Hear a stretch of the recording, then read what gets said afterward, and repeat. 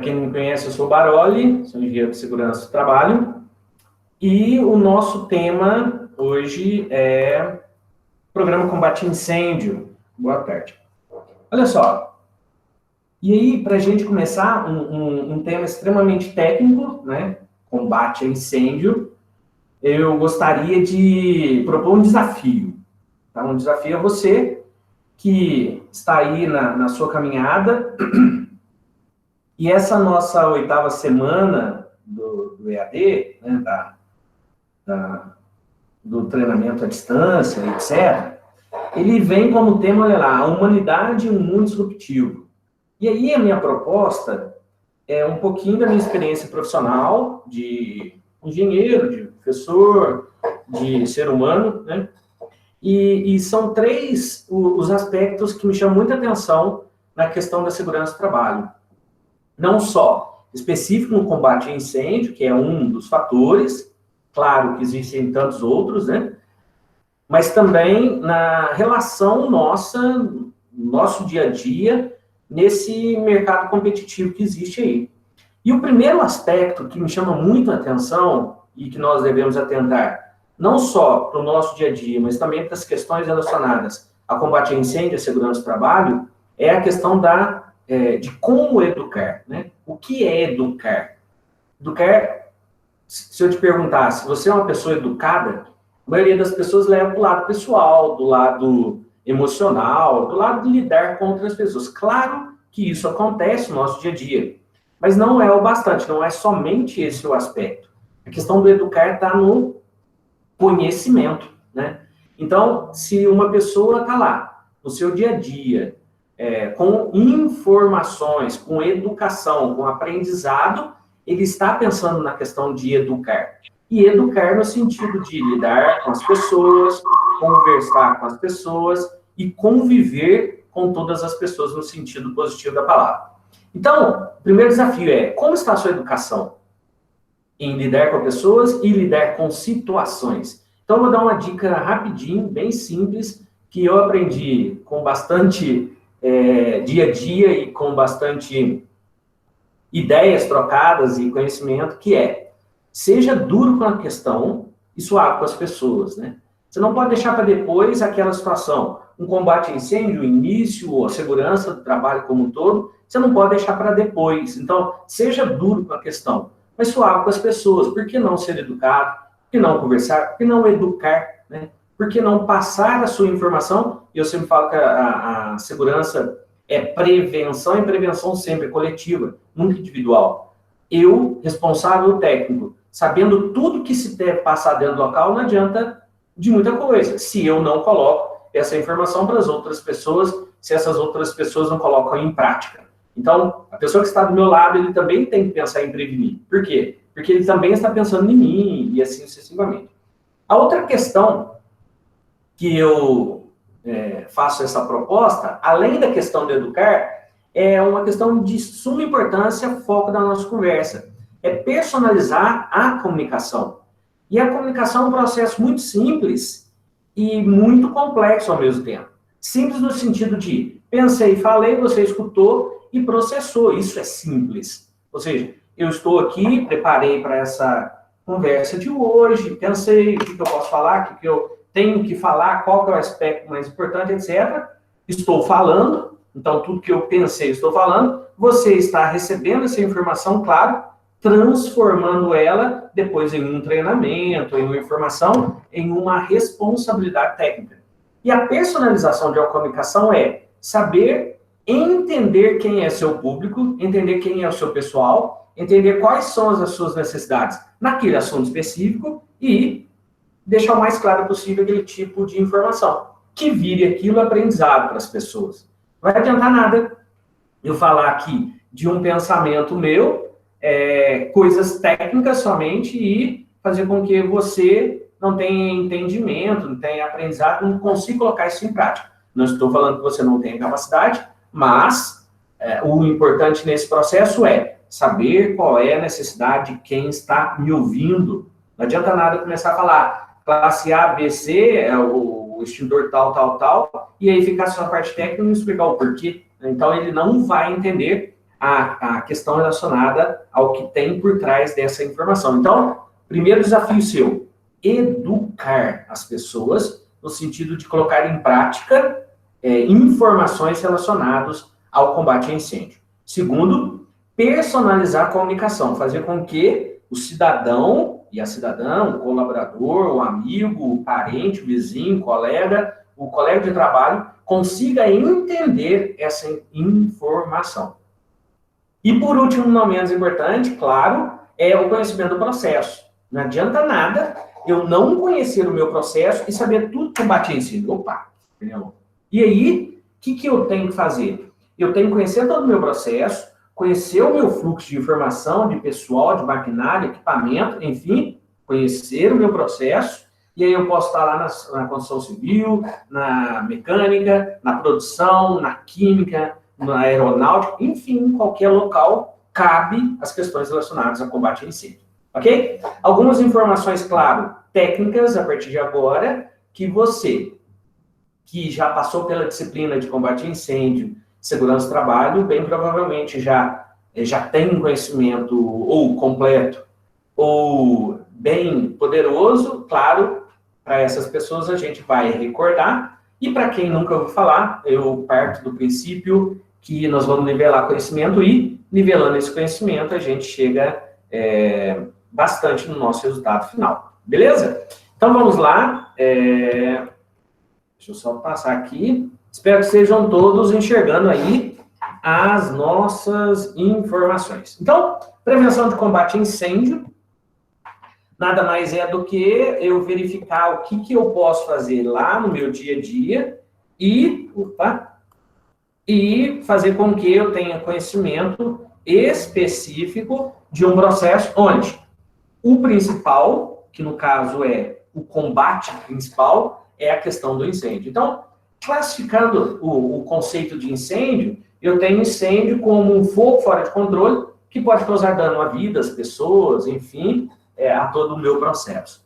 E aí, toda vez que a gente fala que é um fogo fora de controle, significa que existem aqueles fogos, né, que eu tenho como controlar. Lá no isqueiro, lá no fogão e em outras especificidades, churrasqueira, fogueira, etc. Existem algumas práticas incorretas no dia a dia que a gente caracteriza como incêndio, e aí, claro, numa questão relacionada ao meio ambiente, e aí traz outros danos além do problema que pode desencadear lá dentro do meu patrimônio. Então, vamos lá. Fogo é uma reação química, claro. Quando eu falo em uma reação química, eu estou relacionando vários aspectos, e esses aspectos, eles podem ser e processar, né, em altíssima velocidade. Claro que eu não consigo visualizar todo esse processo nessa velocidade, que libera energia em forma de luz e calor. Então, toda vez que eu tenho luz e calor, eu estou caracterizando aquilo, naquele local, com aquela temperatura, com aquela velocidade, ou seja, aquela reação como um fogo. E ele inicia-se com um processo endotérmico, ou seja, dentro, aquecimento interno, para virar depois uma reação, né, um processo exotérmico, ou seja, liberando fora calor para o local, para o ambiente, a determinar o material com maior ou menor facilidade, através dessa reação em cadeia. E essa reação em cadeia é de suma importância o conhecimento e entendimento para que eu consiga entender que é necessário vários aspectos, vários critérios e várias informações para que isso continue, e um deles é a questão do triângulo do fogo. Então, o que significa triângulo do fogo? Significa os 3 componentes obrigatórios que eu preciso de ter para que haja fogo. Não existe um fogo sem a presença da quantidade correta de oxigênio, não existe fogo sem combustível, porque senão não vai estar queimando nada, e não existe fogo com calor suficiente para não só ignição, que é o começo do fogo, como também para sua manutenção ao longo de um período, de um local e de uma queima de algum tipo de material. Então, vamos lá. O combustível eu posso determinar nos 3 estados da matéria, que pode ser sólido, um líquido ou um gás, né? O sólido é um material, obviamente, que queima, tá? Na superfície e profundidade, é só a gente imaginar uma madeira, um toco de madeira, um material, uma borracha, um papelão, qualquer material, ele começa pegando fogo fora e ele queima também na superfície e na profundidade. Então, material combustível sólido é caracterizado como o material da classe A, nós vamos ver um pouquinho lá na frente. O material também combustível pode ser um líquido, e aí a gente conhece o álcool, a gasolina, o éter, o cloroformo, a acetona, esse material todo também é caracterizado como material combustível, ou seja, é um material que queima. E aí existem algumas características de determinar se aquele líquido é um líquido inflamável, né? Ponto de fulgor, ponto de combustão, que nós vamos chegar um pouquinho lá na frente. E existe também os combustíveis na forma gasosa. E aí um gás, conhecido como GLP, né, o nosso gás aí de cozinha, ele também queima, e aí, obviamente, a queima dele e a queima de um sólido, de um líquido e de um gás é extremamente diferente, né? Quando queima-se um gás, esse gás está no ambiente, ele queima todo, ele não queima só na superfície, profundidade, só na parte superior, inferior, etc. Então, são 3 queimas diferentes, tanto do sólido, como do líquido, como do gás. O do líquido, ele queima só na superfície. Se eu tenho 1 litro de álcool e coloco um fogo lá, ele só queima na superfície e finaliza. E aí a gente aprofunda um pouquinho lá na frente. Então, combustível, sólido, líquido ou gás. Pode ter união dos dois? Pode. Pode ter união dos 3?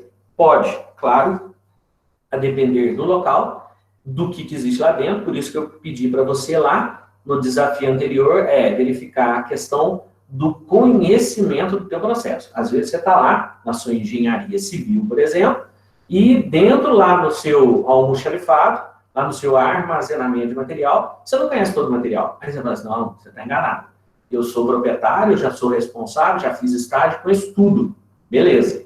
Você conhece, ou você sabe que existe aquele material lá. Então, eu sei que tem sólido, tem álcool, tem material lá, resina, tem um monte de material. Será que efetivamente eu já li lá a minha FISP, né? A Ficha, Informação de Segurança do Produto Químico? Então, será que efetivamente eu sei qual é o ponto de fulgor, combustão, o que fazer quando derramamento, o que fazer quando explosão, o que fazer para apagar o fogo, etc. Então, será que eu tenho conhecimento que existe aquele material lá dentro do meu local de trabalho, ou será que eu tenho conhecimento efetivo de todos os aspectos relacionados àquele material que eu armazeno naquele local, que eu guardo, ou que eu processo, enfim, etc. Então, construir um local onde esse local tem um monte de material, um monte de matéria-prima, um monte de fio, um monte de conduíte, um monte de... Será que efetivamente eu conheço aquele meu material em termos de combate a incêndio? É o nosso foco da nossa conversa, mas amplie, abra o seu, na divergência aí das suas informações, abra o seu conhecimento para que faça sentido a sua graduação, né? Será que eu conheço tudo aquilo que eu estou projetando? Porque se um dia eu precisar de alguma coisa específica lá naquele local de trabalho, eu tenho que convergir, ou seja, fechar a informação até chegar no meu resultado. Então, essa divergência e convergência de informação na tua vida vai ser diária, e por que não, em toda a composição técnica que a gente conhece dentro dos seus processos. Então, o combustível nós já falamos. Agora, vamos para a questão do oxigênio, né? Eu preciso obrigatoriamente ter oxigênio em uma formação por conta do triângulo do fogo. Então, olha só, o ar contém o quê? O ar contém gases. Além dos gases, água. Então, tudo que a gente respira, se for 50% de umidade relativa do ar, significa que 50% é água, o resto é o quê? Gás. Dessa composição de gás, existe 20,8, 21, 20 a 21% de oxigênio, que é o foco da nossa conversa aqui agora. Se eu aumento muito a quantidade de oxigênio local por conta de uma inserção de oxigênio local, isso interfere no resultado do meu fogo. E se, claro, diminua a porcentagem, eu não preciso chegar a 0% de oxigênio para o fogo apagar. Existe uma porcentagem de segurança de 13% a 16% a 17%, que é a porcentagem de oxigênio pobre, ou seja, quantidade menor do que é ideal para que se continue pegando fogo e, claro, apague o fogo naquele local. Então, quando falo em oxigênio, eu estou falando em comburente. Quando eu estou falando em comburente, é um dos componentes do triângulo do fogo que faz com que o fogo se mantenha. Sempre falo que oxigênio para o fogo é manutenção. O combustível e o calor pode estar acima ou abaixo. O oxigênio ele tem que estar dosado para que se mantenha e tenha força no fogo. Né? Uma água oxigenada é aquela que tem uma água com oxigênio a mais. Isso, claro, vai fazer com que eu tenha algum aspecto relacionado a uma quantidade de gás liberado no processo. E aí existem vários processos aí. E calor. Então, calor, todo mundo pensa que calor é muito quente, é fogo, e tem que estar muito quente para começar a pegar fogo. Muito pelo contrário. Calor é a temperatura que eu preciso para que aquele combustível, aquele material, que independente de ser sólido, líquido ou gasoso, inicie o processo do fogo, do incêndio. Então é assim, ó, uma folha, uma madeira, um metal e um gás são temperaturas completamente diferentes. Não existe uma só temperatura padrão. Não é lá 45, 100, 150, 250 graus Celsius.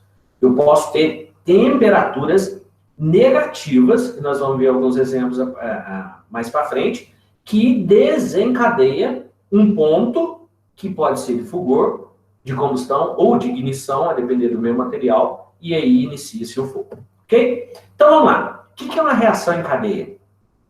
Reação em cadeia é aquela que torna a queima autossustentável, ou seja, ela por si só não precisa de mais nada. Tendo o triângulo do fogo, que muita gente chama de tetraedro do fogo, ou seja, as 4 partes, que é os 3 anteriores, calor, combustível e comburente, o oxigênio, e a reação em cadeia. Ou seja, ele no processo de autossustentabilidade. E o que significa isso? Olha só, o calor de uma queima irradia. O que é irradiação? É quando libera o calor e esse calor passa para um outro local por meio de ondas, né? Não precisa de estar contato. E esse calor irradiado dessas chamas, ele atinge o combustível, que pode ser o sólido, o líquido ou o gás, novamente, e esse sólido, por exemplo, ele é decomposto, ou seja, eu tenho um material, uma madeira grandona lá, e aí ele decompõe em partículas menores, e aí decompõe em partículas menores, solta pedaços, soltando os pedaços, o que acontece com o comburente, que é o oxigênio, que é o ar? Ele vai entranhando por aquele local, aumentando o oxigênio entre as partes, e o oxigênio é o quê? É fogo, é força, aumenta a temperatura e decompõe. Decompõe, entra em contato com o oxigênio, ganha força e queima, aumenta a temperatura, isso é autossustentável. Ok? Isso é a questão relacionada à autossustentabilidade de um fogo. Então, tá lá, ó, reação em cadeia, nada mais é do que lá, tem uma madeira grandona, o oxigênio entra em contato, aumenta o fogo, aumentando o fogo, ele libera as cascas, ele queima, ele quebra, queimando, entra oxigênio, e aí aumenta a temperatura, aumentando a temperatura, o material quebra, decompõe, e aí isso é queima autossustentável. Acredito que tenha ficado explicado. Então, ponto de fulgor, nada mais é do que menor temperatura que um líquido libera gás, esse gás é inflamável. Ah, mas está diferente aqui. Então, duas definições simples e fáceis. É a temperatura mínima, ou seja, menor temperatura, em que um combustível emana vapores, ou seja, que um líquido libera gases, e esses gases liberados são extremamente inflamáveis, e que, exposto a uma fonte de calor, se inflama. Então, menor temperatura que um líquido libera gás, e esse gás é extremamente inflamável. E aí, ponto de fulgor e ponto de combustão. Por que você pulou e não leu a observação? Vou voltar lá. Olha lá. Ponto de combustão é a temperatura mínima que o combustível emana vapores inflamáveis em quantidade suficiente capaz de manter o quê? A combustão. E aí, uma outra definição para combustão também é assim, ó, menor temperatura que um líquido libera gás, esse gás é inflamável. Aí você fala, mas a definição, então, de fulgor e de combustão é a mesma? Em termos de definição, é exatamente igual. Menor temperatura que um líquido libera gás, esse gás é inflamável. Ah, mas, então, por que dois nomes diferentes com a mesma definição? É porque no fulgor, toda vez que eu retiro a fonte de calor, o fogo extingue, ele morre, ele acaba. Toda vez que eu extingo a fonte de calor de um ponto de combustão, ele mesmo assim continua queimando. Então, qual que é a diferença de um ponto de fulgor e o ponto de combustão de um mesmo líquido, ou seja, a gasolina? Um é negativo, um é menos 43, 42 graus Celsius, ou seja, a temperatura negativa. E o outro é positivo, ele precisa de uma temperatura positiva. Então, eu estou lá no posto de gasolina e está abastecendo um combustível lá. E aí o cidadão está pondo gasolina lá. Você olhando de encontro ao sol, libera-se gás. Aquele gás, na hora que você olha para ele, é a liberação de um gás pela mínima temperatura que aquele gás, que aquele líquido libera aquele gás, e aquele gás é inflamável. Vamos imaginar que pegou, e aí por várias opções diferenciadas, que nós vamos ver ainda a seguir, que é a ignição, né? Então pode ser um arco voltaico, pode ser um fogo, pode ser faísca, pode ser várias maneiras, um atrito, eletricidade estática, tem um monte de exemplo. E aí pegou fogo naquele gás. Então ali você viu que tem um gás, você olhando, claro, se você chegar perto você não consegue enxergar, né, por conta da visão, etc. E aí você chegando perto daquele local, se tiver um ponto de ignição e aquilo ali for temperatura de ponto de fulgor, o que vai acontecer? Vai dar aquela explosão, vai pegar fogo no gás, mas se você tirar a fonte de ignição, ou seja, não continuar com a fonte do início do fogo para aquele local, ela vai extinguir. Então, quando dá aquela explosão e não continua o fogo, aquilo foi ponto de fulgor. Se você fizer a mesma coisa, só que se for ponto de combustão, claro que a temperatura tem que ter o quê? Tem que ser muito maior. E se continuar pegando fogo ali, além do gás, passou fogo para o líquido, etc., e continuou, mesmo com a retirada da fonte de calor, aquela temperatura é ponto de combustão, e não de fulgor. Ok?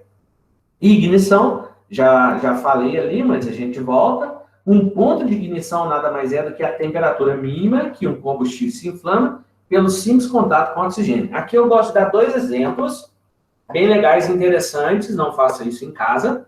Um é o sódio metálico. Não sei se já tiveram aula de química em laboratório e o professor já fez uma prática chamada a prática do...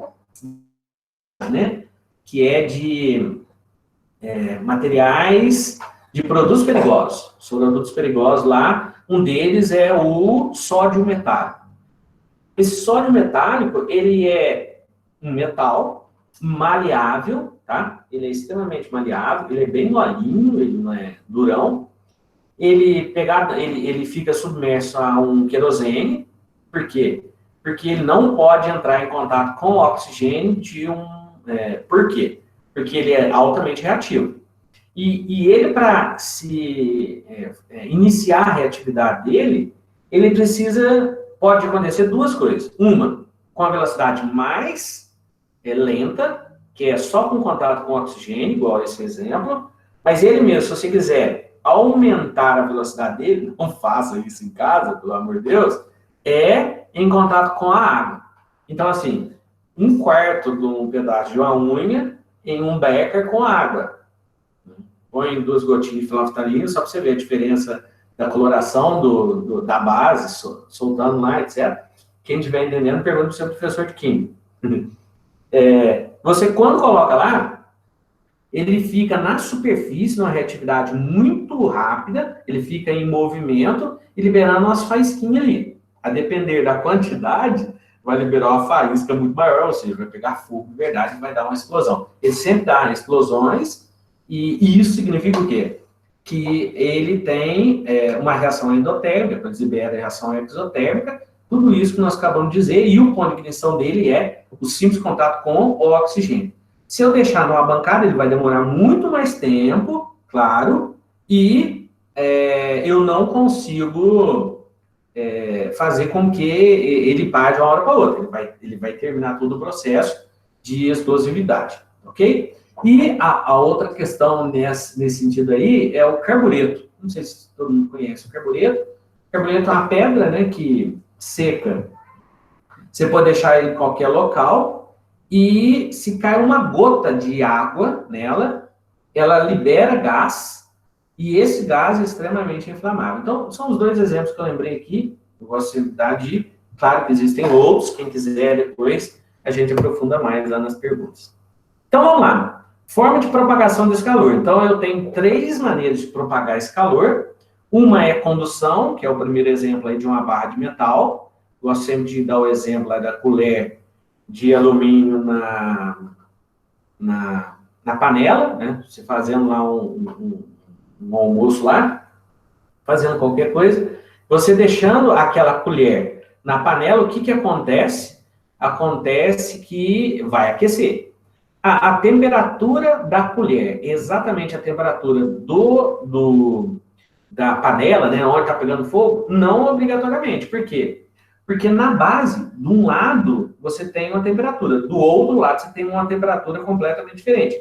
Para tanto, quente, porque ele vai conduzindo o calor, e o metal é um dos melhores condutores que a gente conhece aí de condução de calor. Então, se eu aquecer de um lado uma barra de metal, do outro lado também vai chegar a temperatura. Diferente, mas não interessa. O que interessa é que houve uma condução. Então, precisa molécula a molécula, íon a íon, átomo a átomo, para chegar esse calor do lado de lá.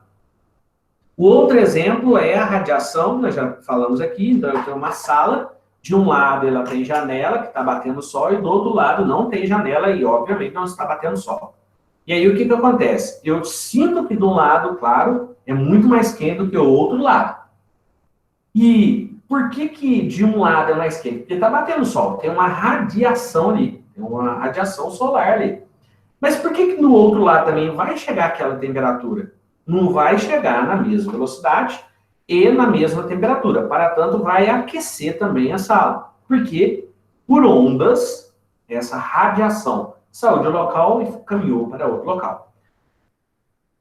Dependendo do local, fica impossível a pessoa trabalhar, enfim, ela é um problema sério também. E quando no incêndio isso acontece também, você está pegando fogo no local, mesmo não passando molécula a molécula, como é a condução, na radiação vai chegar calor do lado de lá, vai chegar uma temperatura do lado de lá e, por que não, chegar também o incêndio do lado de lá. Aí vai depender do meu processo. E, por último, é o meu processo de convecção, que o exemplo aí é num prédio, né, a condução, a convecção. Aqui eu tenho um prédio lá de 5, 10, 20, 50, 100 andares, sei lá quantos andares tem o teu prédio lá. E aí você está lá no terceiro, no sexto andar, e no terceiro andar está pegando fogo. E aí, qual que é o processo da convecção? O processo da convecção é mais ou menos o seguinte. Imagina no centro de uma sala, no chão, um fogo, tá? Uma churrasqueira, um trem pegando fogo. Beleza. Esse fogo, o que ele está fazendo com o local? Ele está aquecendo.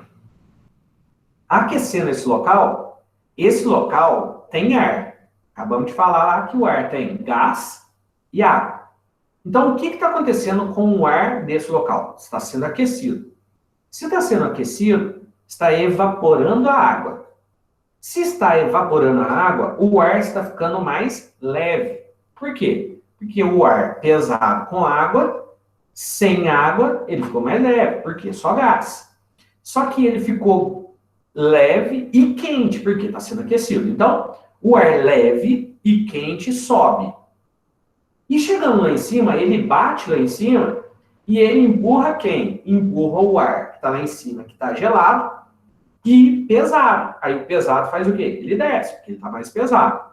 Entra em contato com o fogo e aí ele aquece novamente, evapora a água, fica mais leve e quente. Então, quem sobe?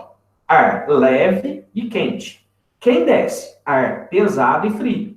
Por isso que, muitas das vezes, em casos de socorro, dicas de primeiros socorros, enfim, etc., o socorro lá, a gente deve entender que o ar mais baixo, ele tem uma temperatura menor, tem mais oxigenação e está mais frio. E em cima, CO2 está mais leve, está mais quente e menos água. Então, eu devo abaixar o quanto mais possível, claro, para um deslocamento seguro, etc. Se eu deitar, tem gente pisa, boate Kiss da vida lá, lembra a gente dessa questão. E na hora do socorro, ninguém tem, ou faz do pressuposto, que ninguém tem o primeiro desafio que eu dei para vocês, espero que todo mundo esteja lembrando aí, que é a questão do educar. Ah, mas na hora do incêndio, na onde que tem educação? Oh, pode passar, senhor, faz favor. Não tem isso, né? Mas tem as questões da educação em termos de regra, seguir os preceitos de um treinamento, como sair, a responsabilidade de quem sabe mais com quem sabe menos, de adulto com criança, e etc. Né? Agilidade de idosos, e aí mais para frente nós vamos falar. Então, de novo, sobe numa velocidade muito grande e muito rápida em um incêndio o calor com gás quente com menos oxigenação. E aí ele fica o quê? Pressionando o andar de cima. Então, se você tiver um andar de cima aí, é só você pensar, olhando de baixo para cima, você enxerga o quê de combustível no andar de cima? Nada. Por quê? Porque você está do lado de baixo. Só que lá em cima tem fio, que está aquecendo. Lá em cima pode ter madeira, carpete, cola, tapete. Tem um monte de coisa que queima. E aí, o que acontece para pegar fogo no andar de cima? Tem que sair o fogo, bater o fogo e pegar fogo? Não. Ele vai aquecendo. E aí, lá em cima, vai proporcionar um local onde a temperatura vai dar o quê? Suficiente para pegar fogo. Lá em cima tem material, combustível, e lá em cima tem o quê? Oxigênio. Então, se tem calor, material, combustível e o comburente, que é o oxigênio, começa a pegar o fogo, desencadeado pela ignição, que pode ser o calor, que pode ser o choque, o ar voltaico, o atrito, a faísca, o choque e etc. Então, pode subir. Não só pode, como sobe. E a velocidade de subida é muito maior do que a velocidade de descida. Então, tá pegando fogo no terceiro, você tá no sexto, tem 20 andares, não suba, desça. E aí, por quê? Porque você tem que tentar sair do local para não acontecer igual já aconteceu em alguns locais aí de história que a gente conhece, Joelma, enfim, vários locais aí que já aconteceram isso. Então, o movimento de condução, o movimento de convecção e o movimento de radiação é algo a se entender para que eu consiga extinguir. E essa extinção é o principal motivo da nossa conversa de hoje, né?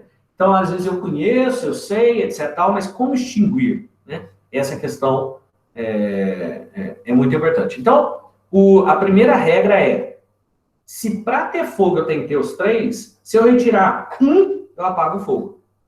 Essa é a ideia que você tem que ter no conhecimento do processo. Assim, ó, lá no meu local de trabalho eu tenho isso, aquilo, outro. Beleza. Se pegar fogo, qual é o método mais fácil de eu extinguir? O que eu tenho que tirar? O comburente? O que eu tenho que tirar? O material combustível? Ou o que eu tenho que tirar? O calor. Normalmente é o calor. Por que eu falo normalmente? Porque em alguns locais e alguns processos, pode ser que aconteça outro método de extinção. Então, vamos lá para os três. O incêndio, então, pode ser extinto por resfriamento, por abafamento, por retirada de material ou pela quebra da reação em cadeia, que nós vamos chegar lá. Então, olha só. Se eu estou falando em resfriamento, a primeira coisa que vem na cabeça é o quê? É água. Pronto. E é um método mais comum, né? O Corpo de Bombeiro, todos os locais deveriam ter, por princípio, a extinção pelo resfriamento. Por quê? Mais rápido, mais fácil e custo-benefício legal. Aí você está falando, nossa, lá no meio do incêndio você está pensando em custo-benefício? Estamos. Por quê? Porque todo processo tem um custo-benefício. Em alguns momentos, eu não consigo ter um processo onde o custo para um incêndio é altíssimo. E às vezes, se acontecer algum tipo de problema, eu não vou ter como extinguir por causa do quê? De investimento. Até nisso você tem que prestar bastante atenção. Você é engenheiro civil que vai para algum local fazer um tipo de empreendimento. Você tem que saber analisar custo-benefício na sua produção, na sua comercialização, senão você não vende. Também na hora do quê? Da extinção de incêndio, tá? Porque senão as pessoas, a indústria, o local não consegue se manter pós um problema que possa vir a acontecer. Então, resfriamento, água, que é o que mais a gente conhece, abafamento, e aí o resfriamento, a retirada do material é o quê? Do triângulo do fogo? É o calor. Resfriamento eu retiro calor. Retirando calor, acabou o fogo. Por quê? Porque pode ter oxigênio e pode ter material combustível, mas não tem calor, não queima. Ok? Então, resfriamento é pela extinção do componente do fogo, do quê? Do calor. Abafamento. O abafamento, eu estou abafando. Vai estar quente ainda, porque só foi abafado, a temperatura às vezes ainda está bem alta, e o material combustível está lá também, porque se abafou, ele está lá. Mas o que eu retirei? Eu retirei o componente, ou seja, o oxigênio. E se eu retirei o oxigênio por completo, isso significa que aconteceu o quê? Acabou o fogo. Dependendo do meu material. Nós vamos depois tomar cuidado, porque se é um material sólido, nós vamos ver lá que eu preciso obrigatoriamente de fazer um resfriamento, e aí, se houvesse uma prática, a gente ia fazer isso. Ia ter lá uma churrasqueira grandona, com bastante material, carvão, etc. tal, e eu ia abafar. Ia fazer o quê? Ia colocar lá um material para abafar todo o fogo que estava lá. E eu abafo, tudo bonitinho. Apago o fogo na hora. Aí depois? Depois com o calor, com oxigênio, etc. tal. Não precisa ter muito oxigênio, né? Entrando, vai vir, vai queimando, abre uma portinha, né? E aí vai voltar o material.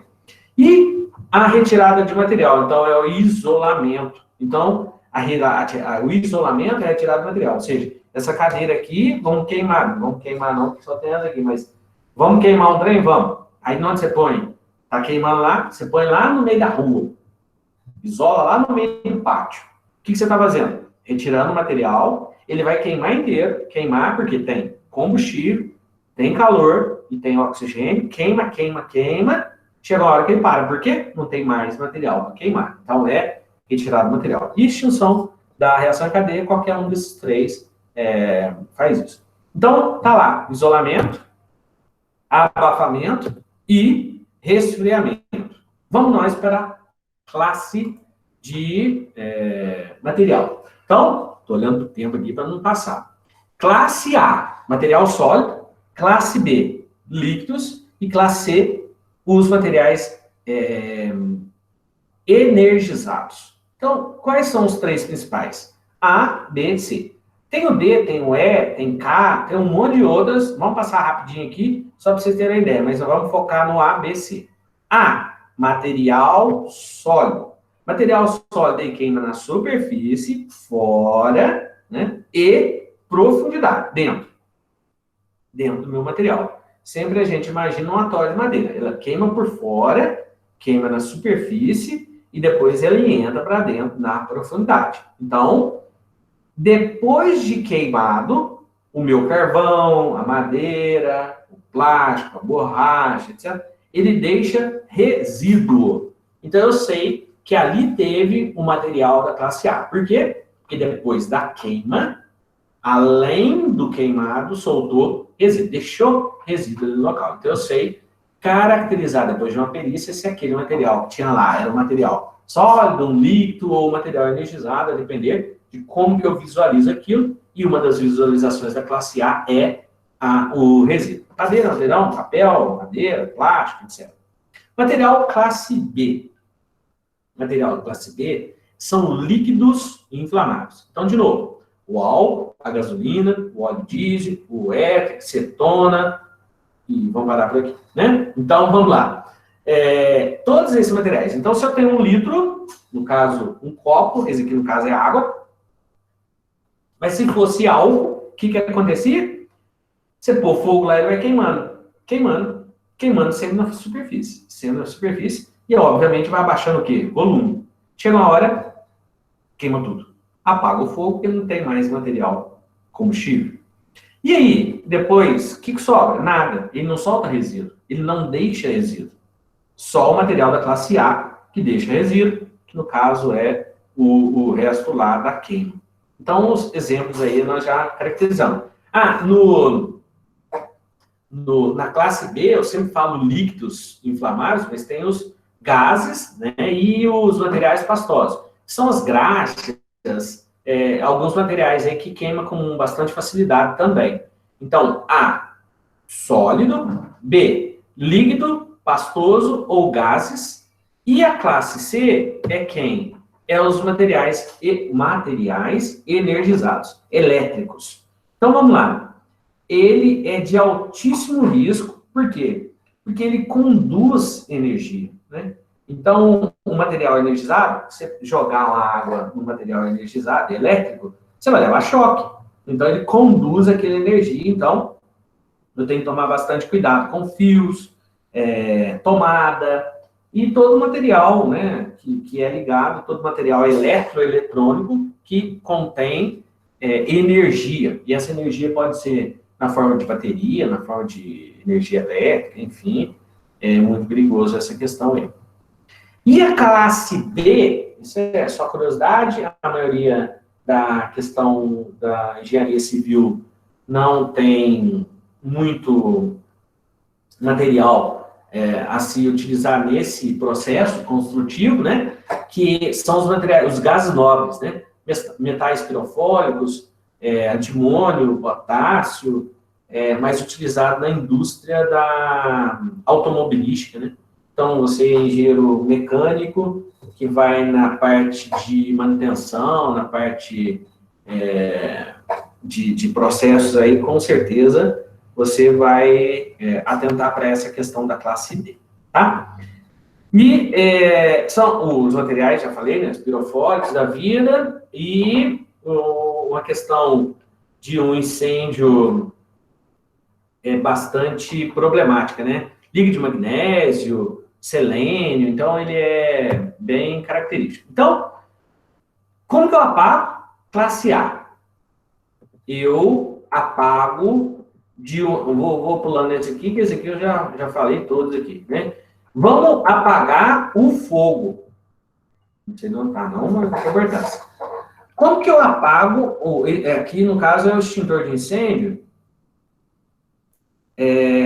Eu vou depois caracterizar isso direitinho, mas só para a gente entender, ó, classe A é um material que eu estou tentando apagar na superfície e profundidade. Então, como que eu apago material classe A? Água pressurizada. Então, eu tenho um extintor de água, né? Depois eu vou falar aqui da vantagem e limitações de um extintor para a gente entender. Então, classe A, água. E aí eu tenho que apagar o fogo, e aí você tem que entender o seguinte, ó, entendeu isso, entendeu o princípio, entendeu para todos os outros, não precisa aprofundar nos outros, mas só para a gente entender. Então eu tenho um toco lá de fogo, um local, imagina que é um local onde tem reciclagem, só para a gente dar um exemplo aqui. Tá pegando fogo, beleza, chega o corpo de bombeiro lá, e ele faz o quê? Ele começa a jogar fogo, aí é demais, né? ele começa a apagar o fogo, jogando água lá, combinado. E aí, na hora que ele começa a apagar o fogo, vai ser desencadeada aqui naquele local lá, uma fumaça preta. Por quê? Porque está apagando o fogo, ainda está queimando, jogando água, ela muda de branca assim, né, e vai para a fumaça branca. Quando você olhar a fumaça branca, isso significa o quê? Normalmente, não estou falando que em todo material, em todo local, eu estou falando de material sólido, que não tem material elétrico e não tem material de cunho químico, tá? Bem especificado. Então, olha só, vai começar a liberar uma fumaça branca, isso significa, então, que apagou o fogo, extinguiu o fogo. Só que se ele desligar a mangueirinha lá e ir embora, o que acontece? Depois de um certo tempo, o que vai acontecer? Então, vamos imaginar que tem aqui uma montanha de resíduo, beleza? Montanha de resíduo está lá queimando. Jogou água, apagou o fogo inteirinho. Você não enxerga fogo nenhum, lugar nenhum. Só levanta fumaça. E o ditado onde há fumaça, há fogo, é verdade. Mas no sentido do quê? Olha só. Quando está subindo lá uma fumaça branca, significa que ainda existe calor. E existindo calor, vai acontecer o que com aquela água que você acabou de jogar, que apagou o fogo? Ela vai evaporar. Evaporando, tem calor. Evaporando, tem calor. Evaporou tudo, tem calor. Tem oxigênio, material combustível, o que acontece? Volta o fogo. Essa é uma prática legal. Se tivesse uma prática, você faria isso, jogaria lá um pouquinho de água, na churrasqueira da vida a gente o faz, quando está lá com uma fumaçona lá, a gente joga aquela água, dá aquela apagada, né, e tem uma picanha lá, gordinho, que só dá exemplo de comida, né, mas aí tá pingando umas carninhas, umas gordurinhas, etc.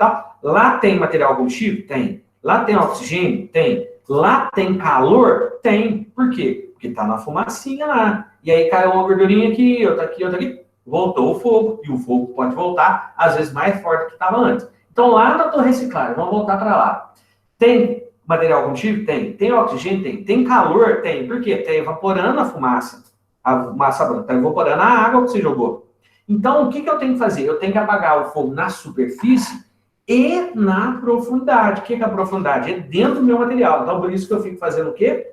Jogar na água, o tal do rescaldo da vida lá, que faz o quê? Diminuir a temperatura e fazer com que aquela temperatura não volte mais ao fogo. Ou seja, qual é o método que eu estou fazendo lá, que eu falei anteriormente, jogando água?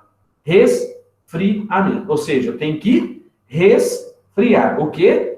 Todo o material sólido. Para quê? Não volte um pedacinho de fogo, um localzinho ali, outro aqui, que vai consumindo até voltar a queimar tudo de novo e, claro, ter o resultado que a gente não quer, que é a volta do fogo total. Esse é na classe A. Na classe B, é a superfície. Então, é o pó químico ou gás que eu abafo. Então, o método de extinção do B é abafamento. Só que não é abafamento com mão, com nenhum material sólido. Com nenhum material que você coloca. Tá tudo extintor. Então, o pó químico seco, ele abafa. Por quê? Ele protege o oxigênio do material que tá queimando. E aí, claro, abafou. E o CO2 também. O CO2 ele sai a uma temperatura de menos 93 graus Celsius. E aí ele resfria, é um processo, claro. Mas o principal não é o resfriamento, e sim o abafamento. Beleza?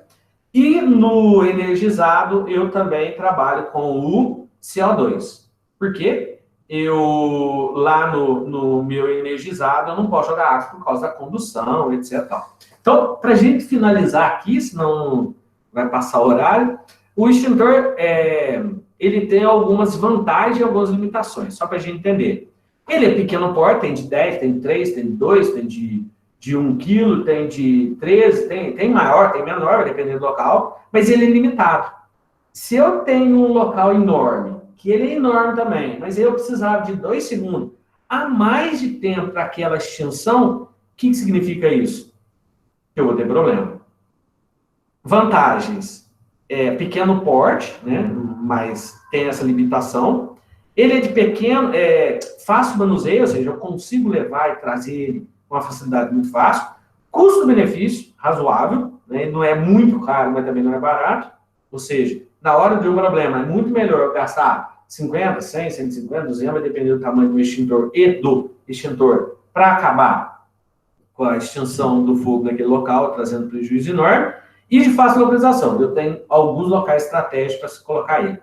A limitação, a quantidade de extintor que eu falei lá, eu preciso, às vezes, um pouquinho a mais volta, né? É um agente específico, eu não consigo ter 2, 3, 4, 5 no mesmo recipiente, a não ser o ABC hoje, né, que é o monofosfato de amônio, tem vários aí que eu consigo apagar ABC, mas eu não consigo para D, E, K, então tem a sua, é um agente específico, é um limitante, e a distância de segurança, ou seja, a distância que eu tenho que ter daquele local que faz com que eu tenha uma limitação, né? Não consigo chegar, às vezes, a depender da altura do meu incêndio, num local muito perto, por causa da limitação do espaço. E o último slide nosso, que é cuidados com os extintores. Então, olha só, o extintor, mensalmente, ele deve ser inspecionado, eu gosto de falar que, por que não diariamente, uma passadinha toda vez que você olha, mas se você não tem o costume, pelo menos mensal, né? A manutenção deve ser sempre feita, caso tenha algum tipo de anomalia lá na minha inspeção, não? Ou quando terminar o prazo de garantia, o prazo de validade dele. A recarga é obrigatoriamente anual ou quando utilizado. Então, acabou de chegar, usei no dia. Recarga de novo, lógico, né?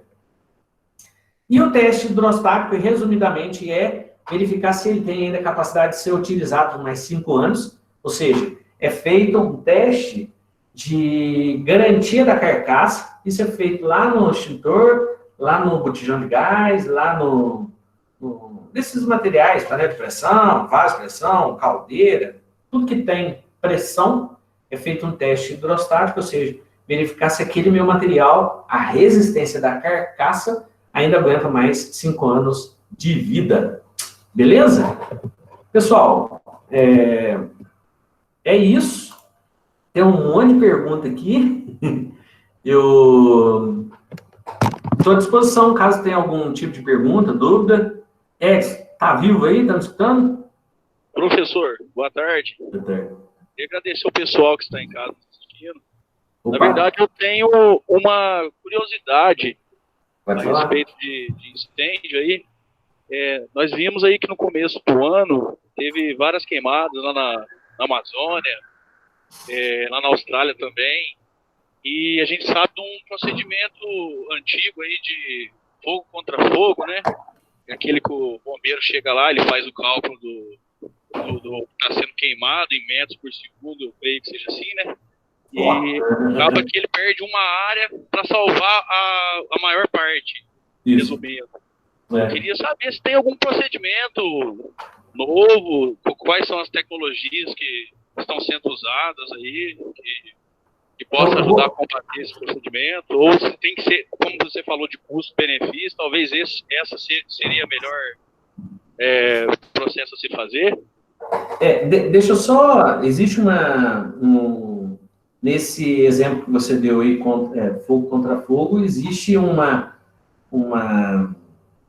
um registro, né, nos Estados Unidos de uma equipe de um dos problemas que aconteceram lá com o incêndio, uma equipe de profissionais foram para o local, e depois de muito estudo, porque tem que ter a questão do meu desafio inicial lá, né, a educação, conhecer, e depois o método, uma maneira de informar, de controlar, etc., e depois o conhecimento do processo.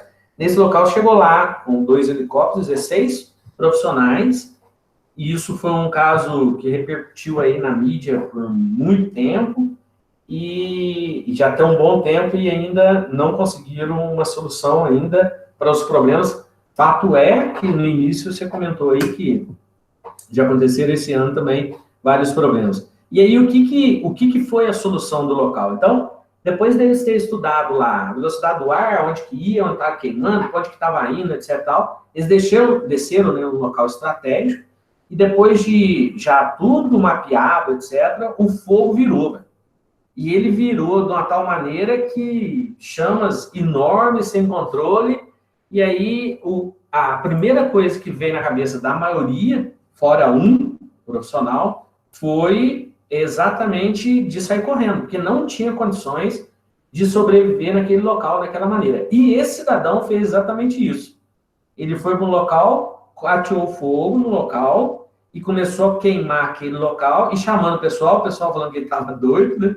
Ele ateou fogo no local e foi circundando o fogo que ele colocou. Na hora que veio aquele fogão grandão lá, ele estava no local onde não queimou, ou seja, o fogo passou, claro que queimou muito ele, mas ele não morreu. E ficou aí para ele que é o que garante que ainda hoje em dia não existe em floresta, em alto problemas, em locais abertos, ainda uma outra maneira tão eficiente que fogo contra fogo. Agora, se a gente for passar isso para a indústria, para um local específico, para um empreendimento, claro que a única maneira que a gente tem, além do extintor de incêndio, que é obrigatório em todos, é a questão dos hidrantes, que aí é um outro foco de conversa, que aí existem regras do IT, né, a Instrução Técnica do Bombeiro, que faz com que a gente tenha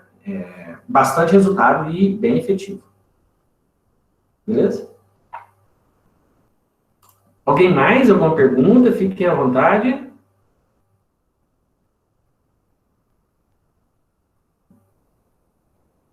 Estou à disposição.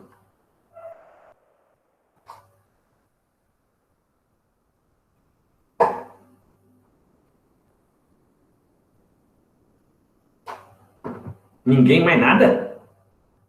Então foi bom. Deixa eu ver aqui no chat aqui.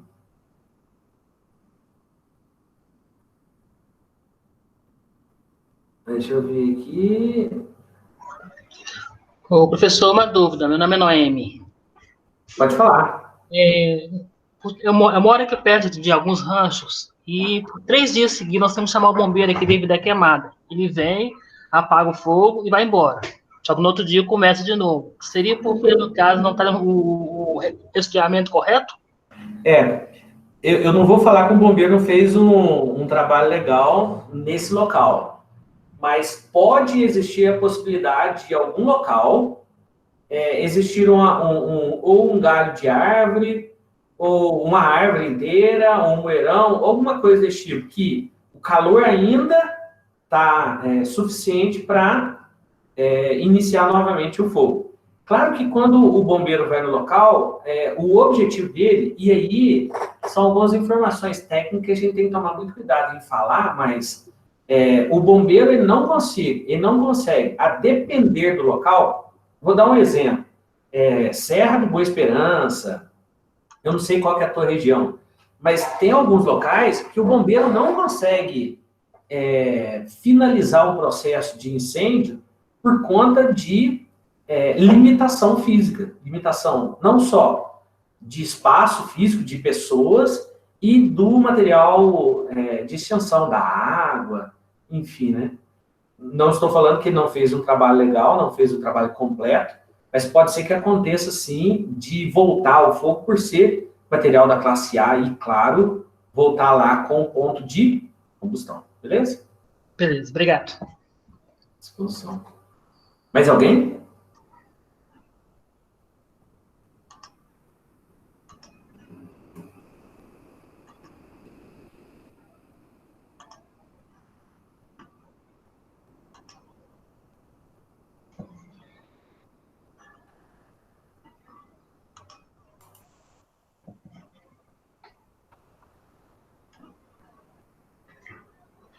Opa, obrigado.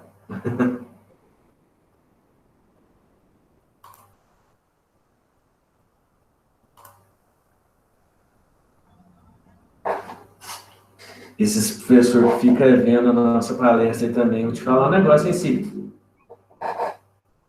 Não espantar você não, essa galera. Professor, tem uma pergunta aqui no chat. Deixa eu ver. De Emilai, isso? Eu vi alguns vídeos no qual coloca-se álcool em gel em uma superfície e acende um fósforo, mas ele não pega fogo. Posteriormente, coloca-se um papel próximo e o papel começa a pegar fogo. Por que isso acontece? Então, é o seguinte, não é que ele não está pegando fogo. Ele está pegando fogo, para tanto, tem uma questão química aí na situação. A nossa visão, ela não consegue enxergar toda a coloração de todo tipo de fogo diferente. Resumidamente, bem assim, bem raso mesmo, só para a gente entender, existe fogo. Lá no nosso fogão mesmo, né? Tem o azul, tem o amarelo, tem o vermelho, tem o verde, vai depender do quê? Do que está acontecendo. Um tem uma quantidade de mistura pobre, ou seja, a quantidade de oxigênio ela é bem diminuída. Outro, a mistura está rica, ou seja, tem mais oxigênio do que é permitido. Então, qual que é o certo? É o foguinho azul.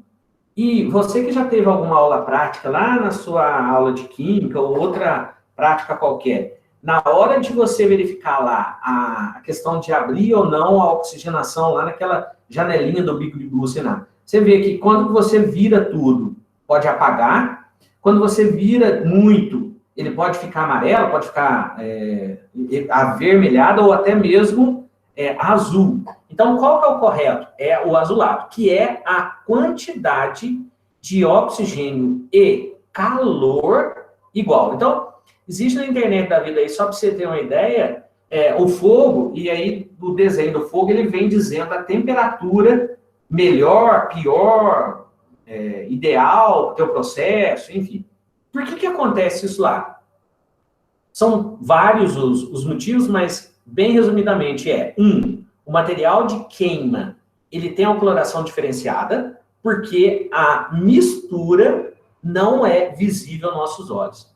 Ela não é azul, não é um azul claro, é um transparente que faz com que a gente não consiga enxergar. E aí são vários aspectos. É material químico, é normalmente em gel, é normalmente onde eu coloco a agregação lá. Quando você pega o gel hoje em dia e está vendendo aí por conta do corona da vida, cheio de bolhas lá dentro, isso significa que foi dentro do processo batido e incorporado a oxigenação. Então, tudo isso interfere na cor, no resultado final do que a gente consegue enxergar. O que nós temos que tomar um pouco de cuidado antes de verificar qual material químico que a gente está trabalhando, conhecê-lo.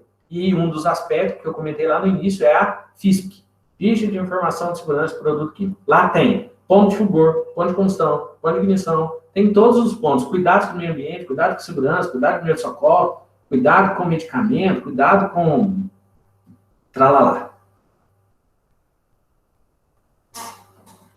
Mais algum?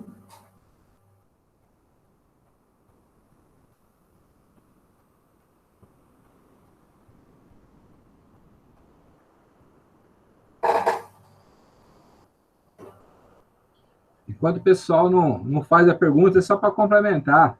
É sempre bom, porque a gente está sempre aprendendo. Não se pode falar que se sabe tudo. Já aprendi algumas coisas hoje. Valeu pelas dicas. Coitado de mim. Esse é o coordenador. Você está falando, é coordenador, é professor, o homem é tudo, viu, gente? Fica escondendo o ouro aí, ó. Abraço, Cid. Abraço, Baroni. Parabéns pela palestra. Muito boa. Obrigadão. Mais alguém? Se não, eu vou abrir uma live aqui no curso presencial EAD. Senão o Cid me bate aí depois.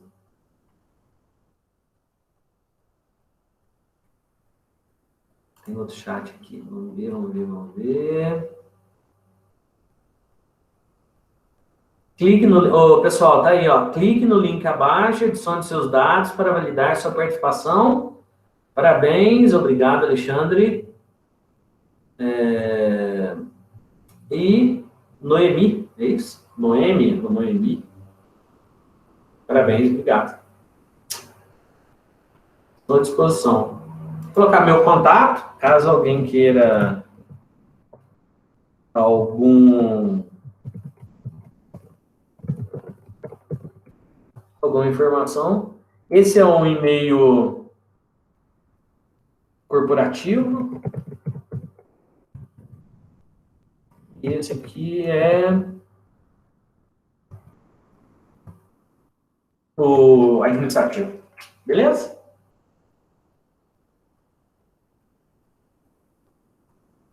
Opa, Fernando.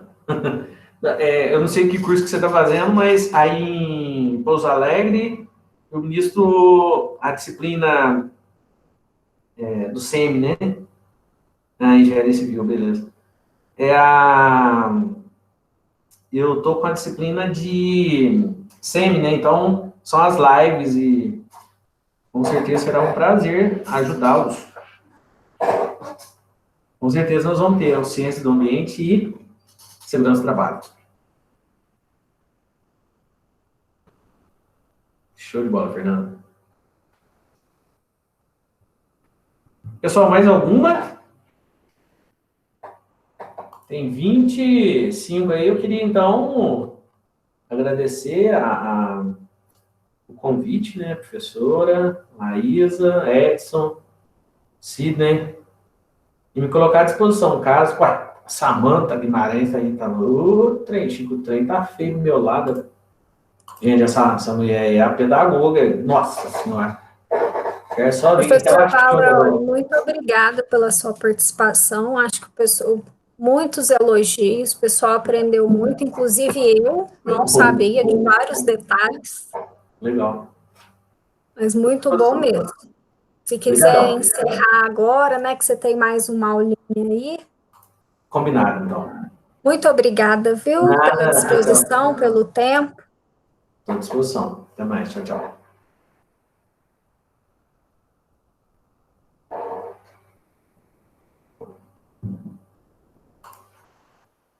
A Samanta tá com sacanagem aqui.